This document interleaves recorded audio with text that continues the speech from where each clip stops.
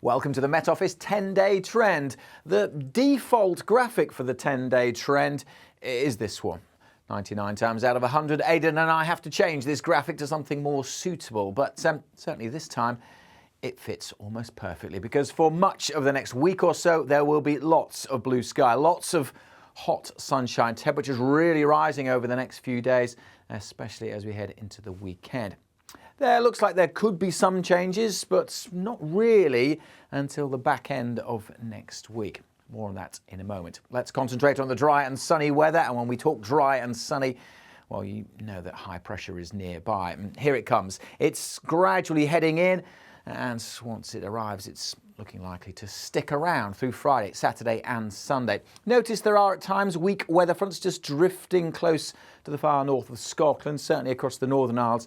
It won't be dry and sunny every day. There will be quite a bit of cloud and some patchy rain from these weak weather fronts. But for the vast majority, it's high pressure. Why is the high moving in? Well, because of what's going on high up in the atmosphere. The jet stream has been south shifted for much of July, and there's still this arm of it bringing some very heavy rain from low pressure across the near continent over the next couple of days. But for the UK, the jet stream is heading to the north and taking the low pressure systems and weather fronts with it, allowing the high pressure to move in. If I just step out of the way, there is an arm of the jet stream that's potentially developing an area of low pressure out in the Atlantic. So that's something we need to watch. But by and large, the jet's moving north, the high pressure is moving in, and temperatures will be rising. As the high moves in, it will be bringing with it higher, warmer air, and so temperatures are likely to be getting higher and higher, ticking up day on day really through Thursday, Friday, Saturday, and probably peaking on Sunday or Monday.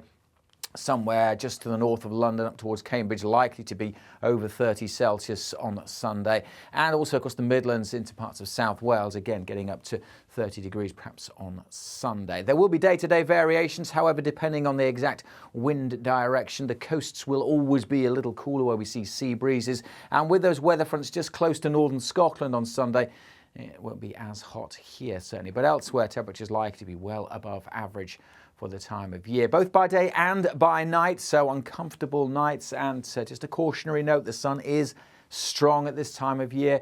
UV levels likely to be high or very high. Grass pollen levels will also be ticking up. As I said, day-to-day variations with the exact position of the high, so exactly where we see some low cloud and mist affecting some coasts, for example, or where we see the breezes. But certainly many inland areas will be pretty hot over the course of the weekend. And perhaps also into next week as well. How long is the high pressure going to last? Well, this is the Met Office computer model, and our model suggesting that high is sticking around for Monday. Another hot, dry, sunny day for the vast majority. Notice, though, there is a weather front still across the far north. That could be edging further south, and it could be quite a bit further south as well if we look at other computer models. I'm going to show you the European computer model projection now. This is where we run it several times. This is called a spaghetti plot, and plotting each different model run where that cold front could be.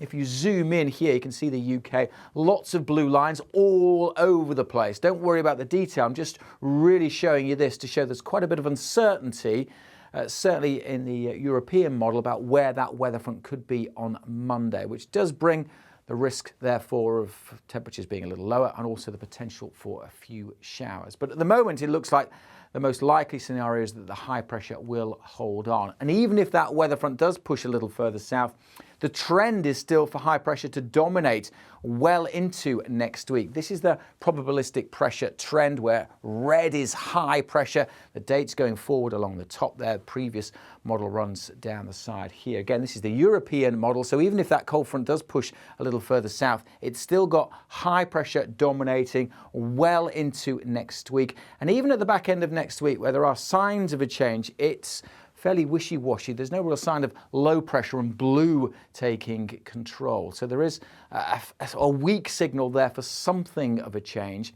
This next chart is the European model's deterministic model, so the main computer model run, and that is showing low pressure just starting to edge in, probably from that arc we saw in the jet stream out in the Atlantic, developing the low and just drifting closer towards us. So this is Thursday, and the potential for thundery plumes to be heading their way northwards. But as I say, that's just the deterministic model, and when the computer models are run lots of times, the signal isn't quite so strong. Another way of showing that is the stacked plot here, and again, reds, oranges, yellows, that's high pressure dominating for the next several days. It's not really until Thursday, Friday we start to see the possibility of low pressure moving in and taking over. But even by the following weekend, it's probably only about 50-50. But there is a signal there that low pressure is more likely towards the back end of next week. So the main themes for next week, still a lot of fine weather around, a lot of warm, sunny weather to be had. The question mark about that position of that weather front on Monday, so the showers are possible, but at this stage that looks unlikely, with high pressure still most likely to be dominant. No, there's a greater signal for a change later next week, but even then quite a bit of uncertainty, as you'd expect at this range. As I said, for day-to-day details of exactly how high the temperatures are going to get where you are, make sure you keep up to date with the daily weather forecasts. Best way to do that is subscribe to our YouTube channels, or of course follow us on social media.